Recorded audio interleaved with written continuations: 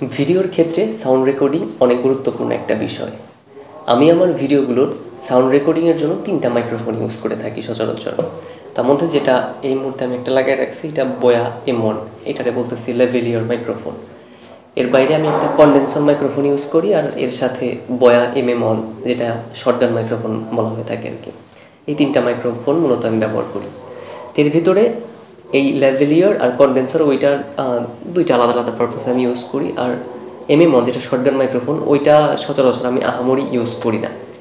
তো আজকে আমি একটা জিনিস কমতি অনুভব করলাম যে আমার একটা ইন্টারভিউ মাইক্রোফোন নাই, যেই ক্ষেত্রে যেরকমটা হয় না বিভিন্ন চ্যানেলে আপনারা দেখে থাকবেন, যেরকম মাইক্রোফোন দিয়ে আর কি রিপোর্টাররা বা এই রিলেটেড যারা কাজ করে তারা সাক্ষাৎকার নেওয়ার জন্য যে ধরনের মাইক্রোফোন ব্যবহার করে ওইরকম মাইক্রোফোন আমার কাছে নাই। তো আমার MM1 মাইক্রোফোনটাকে আমি একটা কি বলে ইন্টারভিউ মাইক্রোফোনে রূপান্তরিত করার জন্য কিছু অ্যাক্সেসরিজ অর্ডার করছি। তো ওইগুলো চলে আসছে, ওইগুলো আমার কাছে আছে এই মুহূর্তে। তো ওইগুলোকে আমি একাঠা কইরা একটা ইন্টারভিউ মাইক্রোফোনে রূপ দেওয়ার চেষ্টা করব।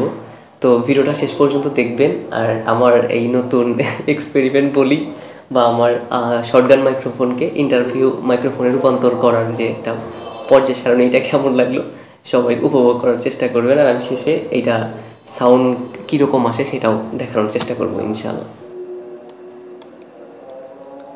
যেহেতু প্রচণ্ড গরম, তাই আমি ফ্যানটা বন্ধ করতে পারতেছি না, তার জন্যই এই ভিডিওতে হয়তো বা কিছু নয়েজি ভাব থাকতে পারে।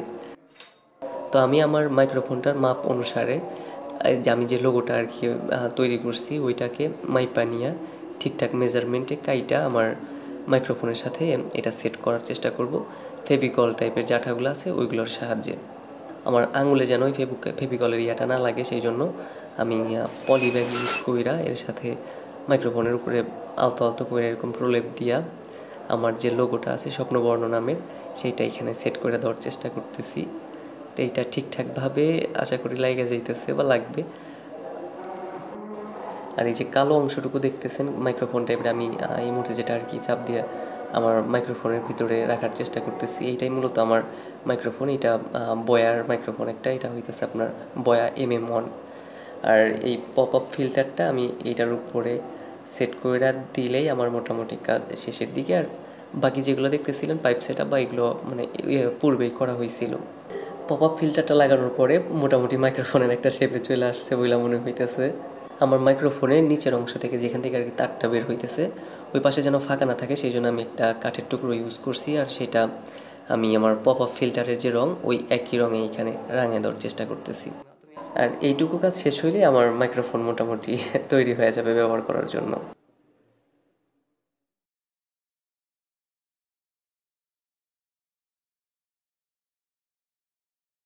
তো বন্ধুগণ, ফাইনালি আমার সাক্ষাৎকার মাইক্রোফোনটা তৈরি হয়ে গেছে। তো আমি এটার জন্য যেটা ব্যবহার করছি সেটা হইতেছে আপনার 50 টাকার একটা পপ আপ ফিল্টার বলি বা পপ ফিল্টার যাই বলি না কেন, এটা লাগাইছি। আর আমার যেহেতু প্রিন্টার আছে, এই যে লোগো যেগুলো দেখতেছেন এগুলো প্রিন্ট আউট নিজেই করছি, নিজে প্রিন্ট আউট কইরা ফেভিকল তারপরে এই জাতীয় আঠা দিয়ে এখানে লাগাই দিছি। আর সব মিলায় এরকমটা ভিতরে আছে যেটা বললাম আমার MM1 মাইক্রোফোনটা। তো বন্ধুগণ, বিষয়টা কিন্তু এরকমই যে আমরা যখন একটা জার্নি স্টার্ট করি অথবা একটা লক্ষ্য নির্ধারণ করি, ওই লক্ষ্যটা অবধি পৌঁছাইতে গেলে না আমাদের এরকম অনেক সরঞ্জামাদির প্রয়োজন হয়। আর সমস্যাটা হয় ওইখানে যখন কিনা আমাদের কাছে এই সমস্ত সরঞ্জামাদি থাকে না। তো যখন এই সমস্ত সরঞ্জামাদি থাকতেছে না বা আমরা এই কমতি অনুভব করতেছি, তখন যদি আমাদের এই জার্নিটা মানে থামায়া দেই যে না আমার কাছে এইটা নাই ওইটা নাই, এরকম কমতি অনুভব কইরা, তখন কিন্তু আমাদের পথ চলাটা বা আমাদের ওই লক্ষ্য অবধি আগানোর যে পর্যায় সারণীগুলো ওইগুলা কিন্তু থাইমা যায়, এরকমই কিছু একটা। তো ওইটা না ভাইবা আমাদের হাতের কাছে যা আছে ওইগুলো দিয়ে যদি আমরা ওই লক্ষ্যের দিকে আগাইতে চেষ্টা করি, যেরকমটা আমি এখানে করলাম। MM1 মাইক্রোফোনটা আমার ওইটা শর্টগান মাইক্রোফোন ছিল, ওইটা দিয়ে আমি ইন্টারভিউ মাইক্রোফোন তৈরি করার চেষ্টা করছিলাম নিজের মতো করে যতটুকু পারি আর কি।